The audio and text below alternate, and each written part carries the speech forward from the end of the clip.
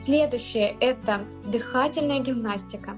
Это супер важно, поэтому всем родителям всегда советую дыхательную гимнастику делать.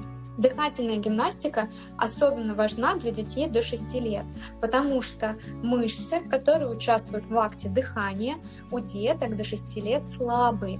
И им гораздо более трудно отделить мокроту, то есть откашлять ее. Поэтому с помощью дыхательной гимнастики мы им помогаем.